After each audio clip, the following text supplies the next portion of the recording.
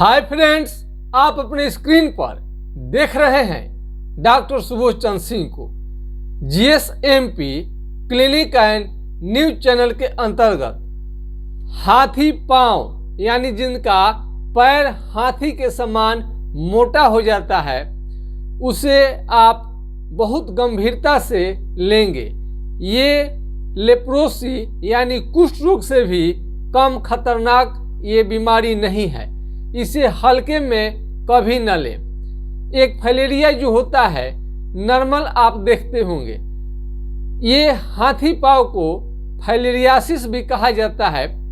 और ये फाइलेरियासिस हाथी पांव ये शुरू में तो बहुत हल्के हल्के ये बढ़ता है, बाद में ये बढ़ते बढ़ते बढ़ते एकदम हाथी के समान मोटा आपका पैर हो जाता है, जिससे चलने में रोगियों को काफी कठिनाई का सामना करना पड़ता है।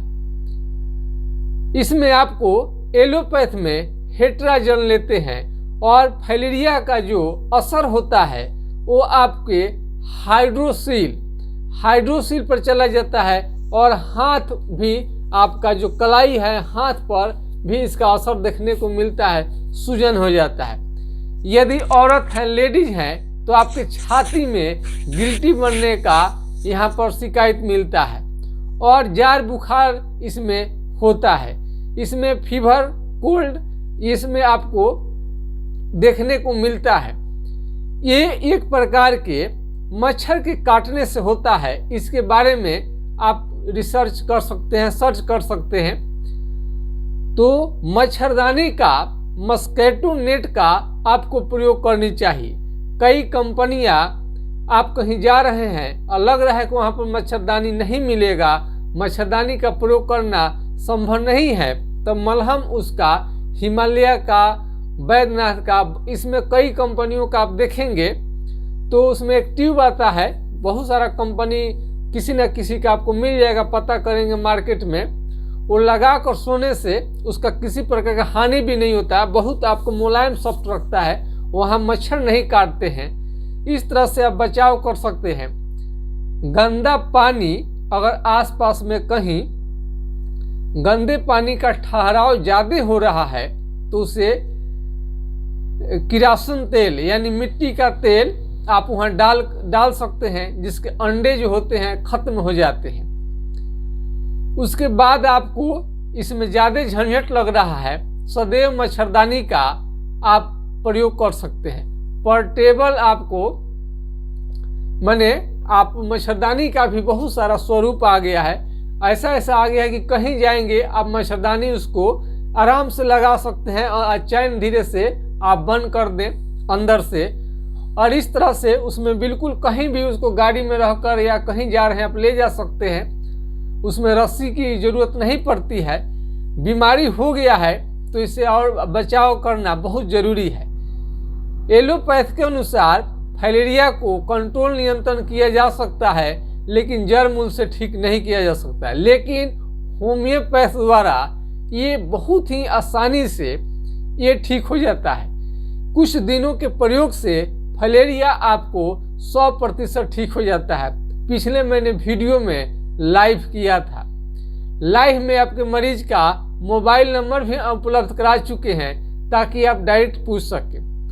66 साल पुराना फाइलेरिया का हमने मरीज ठीक किया था, लेकिन उनका पैर थोड़ा सा सूजा हुआ था, लेकिन उनके भतीजे का जो पैर था काफ़ी मोटा था, हाथी के समान था। ये प्रथम यानी फर्स्ट बार में हम अपने ज़िंदगी में इतने घातक फाइलेरिया को ठीक करने में कामयाब हुए हैं। इसके पिछले वीडियो में हमने बताया था फाइलेरिया हमसे 100% ठीक होता था, लेकिन जो ये हाथी पांव ओरिजिनल हो जाता है यानी वास्तव में हाथी की तरह हो जाता है, हमें इस रोग से मुक्ति दिलाने में अहम मेरा दवा काम किया। और मुझे अपार खुशी है आप लोगों से इस बात को शेयर करते हुए। हमें खुशी हो रही है कि लेप्रोसी के बाद में फाइलेरिया पर भी आप विश्वास कर सकते हैं हमारे ट्रीटमेंट पर। हमने पिछले कई वीडियो में आपको बताया है कि यदि आपको लेप्रोसी हो जाए या आपको फाइलेरिया हो जाए, दोनों में हाइड्रोकोटाइल समान रूप से कारगर है। हाइड्रोकोटाइल आपको इस पर लिखा रहेगा हाइड्रोकोटाइल एसिएटी का 30-200 अपना 30 या 200 30 मिलेगा तो 2 से 4 बूंद दिन में 3 बार, 200 की मात्रा 2 से 4 बूंद सुबह शाम, और 1 m की मात्रा यदि आपको मिल रही है तो आप इसे एक सप्ताह या 3 से 4 दिन पर 2 से 4 बूंद किसी भी डॉक्टर के सलाह से आप इसका प्रयोग कर सकते हैं। बहुत ही बेहतरीन अच्छी दवा है। इसका मतलब ये नहीं है कि कुष्ठ रोग को और ये फाइलेरिया हाथी पांव को जड़ मूल से ठीक कर देगा, बल्कि आपको रोकथाम करने में मदद करेगा। कुष्ठ रोग और फाइलेरिया एक भयानक बीमारी है। इससे डॉक्टर के देखरेख में इलाज चलने के दौरान ही ये ठीक होता है। तो यदि आपको फाइलेरिया हो गया है तो आपको फिलारिन ऑयल होम्योपैथ में आपको मिलता है, किसी वीडियो में हम दिखा देंगे, उस तेल का आप इस्तेमाल कर सकते हैं। और इसमें दही और केला नहीं खानी चाहिए, क्योंकि ठंड के कारण फाइलेरिया का जो बुखार होता है प्रकट हो सकता है और इसमें सूजन आ सकता है।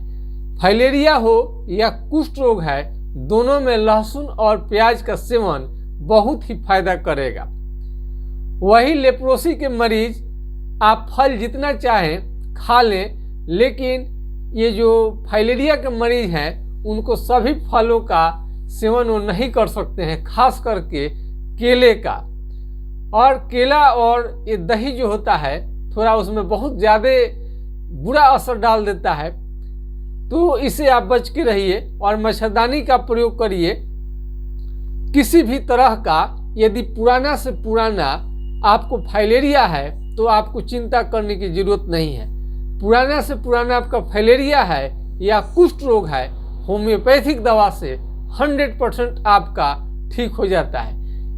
आपका पुराना से पुराना फाइलेरिया है या आपको कुष्ठ रोग है, इसमें आपको किसी भी तरह का भ्रांति है और जानकारी चाहते हैं तो हमारा व्हाट्सएप नंबर 9801757533 पर आप संपर्क कर सकते हैं और फाइलेरिया और कुष्ठ रोग के बारे में आप जानकारी ले सकते हैं। कुष्ठ रोग में हमेशा आपका कहीं ना कहीं वहाँ का सेंसेशन नहीं रहता है, यानी कि पिन अल्पिन चिट्ठी काटने से समझ में नहीं आएगा, पिछले वीडियो हमारा दे सकते हैं। वही फाइलेरिया में चमड़ा मोटा होगा, उठा रहेगा, पैर फूलते जाएगा, लेकिन शून्य कभी नहीं रहेगा।